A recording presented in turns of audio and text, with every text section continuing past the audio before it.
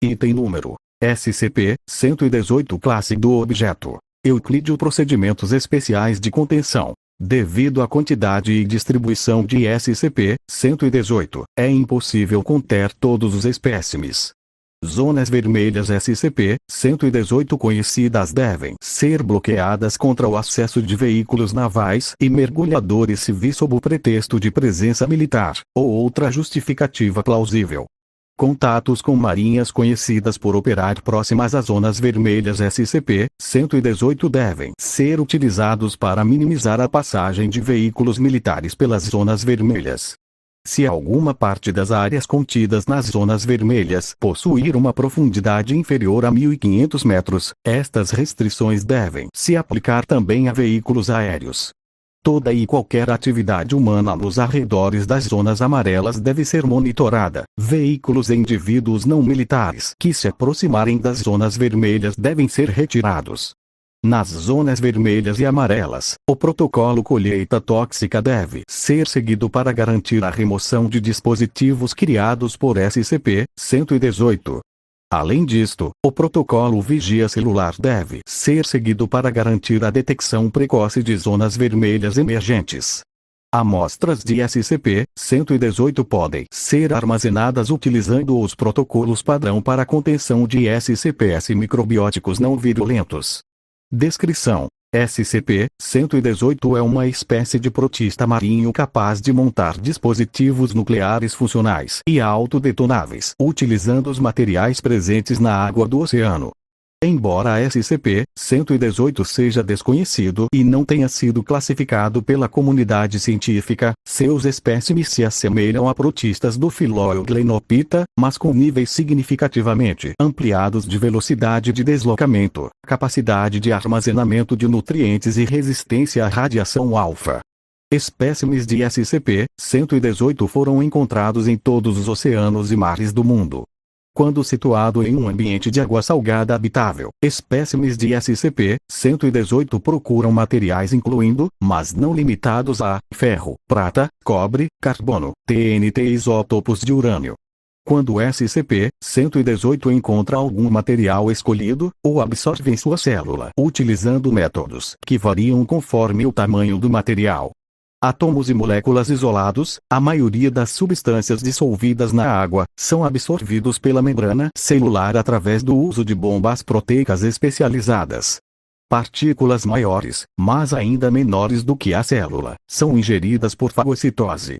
Pedaços maiores de material têm suas partículas arrancadas através de um mecanismo desconhecido, e então são absorvidos pelos métodos anteriores.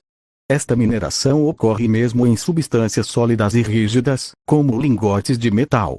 Ao atingir um limiar de materiais absorvidos, espécimes de SCP-118 se movem na direção de uma área de montagem no fundo do corpo de água em que se encontram, e contribuem coletivamente para a construção de um dispositivo nuclear. Os dispositivos nucleares montados tratam-se de bombas de fissão que utilizam urânio-235 como material fissionado. Observações destes dispositivos durante o processo de montagem mostram que o processo se inicia com a montagem de um invólucro metálico e arredondado para o dispositivo, seguida pela criação de duas massas subcríticas de urânio e dos explosivos convencionais utilizados para impulsionar uma massa contra a outra.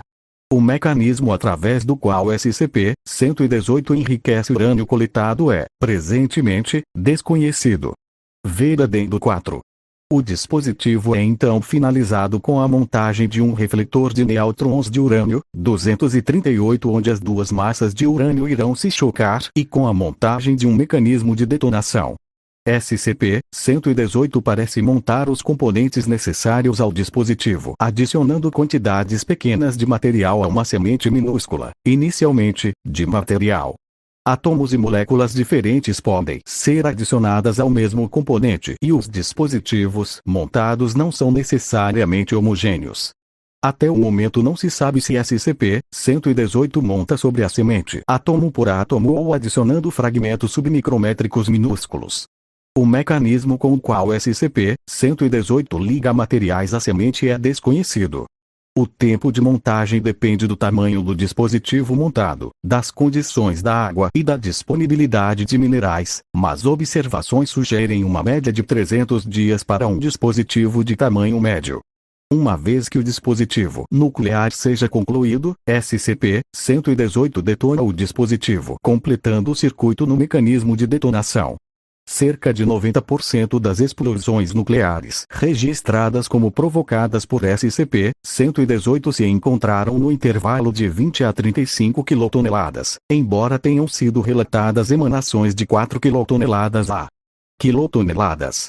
Fora os casos envolvendo interferência humana, nunca foi observada qualquer chance de falha na detonação dos dispositivos, pois todos os dispositivos registrados foram ou detonados ou removidos da água antes de serem terminados.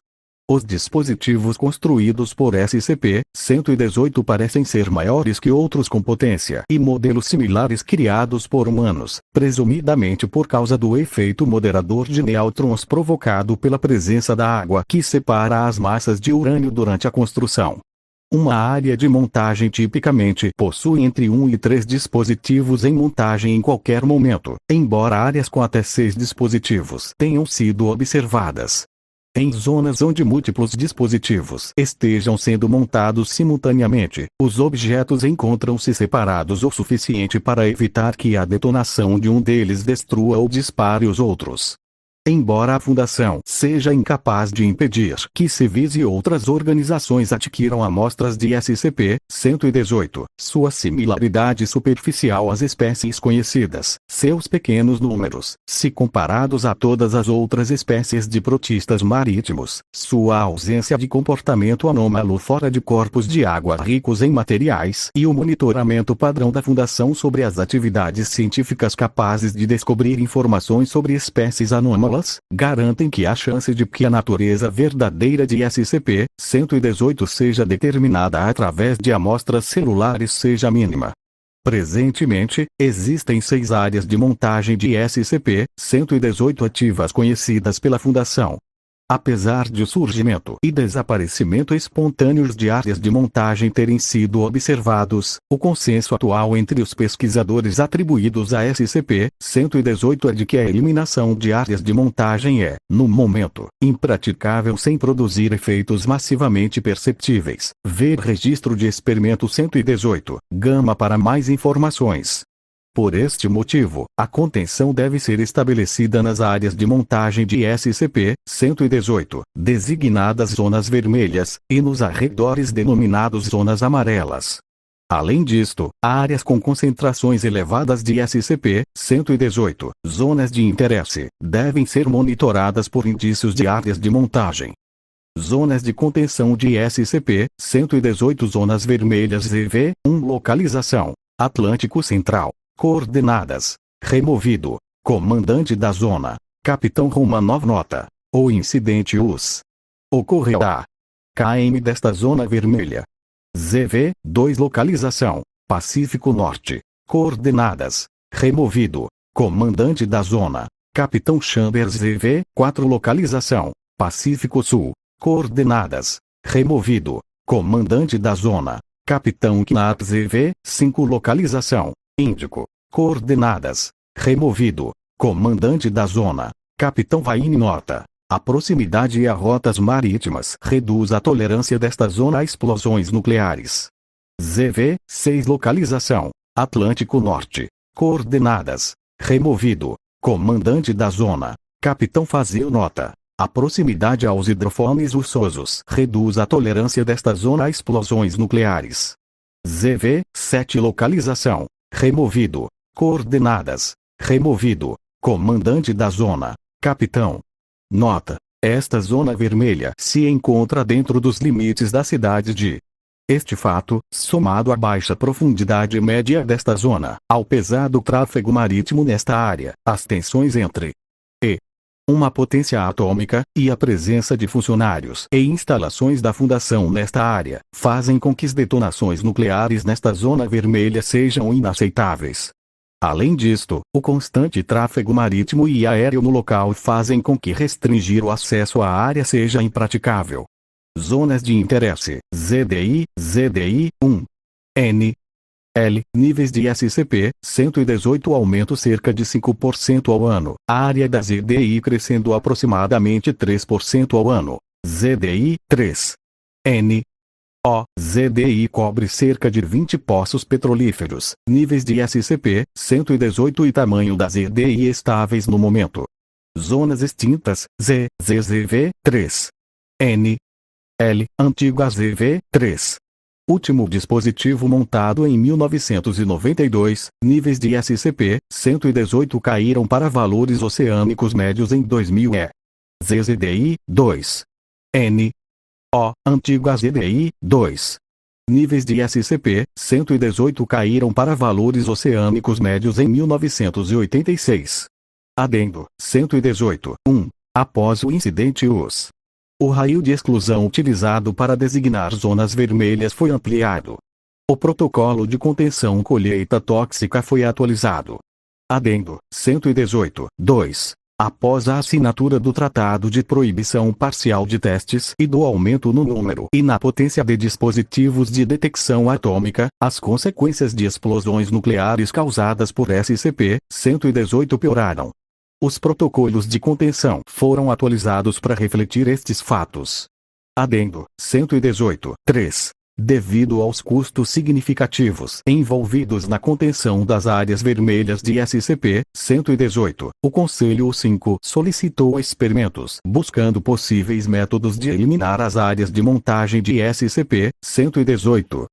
Tentativas de erradicação de zonas vermelhas. Introdução. Pesquisadores com acesso aos arquivos de SCP-118 estão autorizados a criar propostas para erradicar áreas de montagem de SCP-118 com níveis aceitáveis de danos colaterais.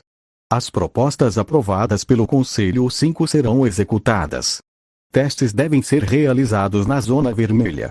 Proposta: esterilização de dispositivos nucleares incompletos e arredores utilizando o emissor de luz UV. Aprovação 5. Aprovada. Resultado: a área ao redor do dispositivo tornou-se inicialmente livre de micro-organismos, contudo, a concentração de SCP-118 voltou ao nível normal dentro de 1 hora. A esterilização inconstante das áreas parece ser ineficaz.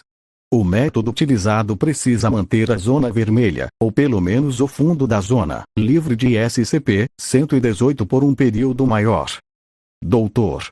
Brant. Proposta: bombeamento de hipoclorito de sódio no fundo do oceano. Aprovação 5. Negada. Resultado: N/A. Que idiota propôs jogar Cândida no mar?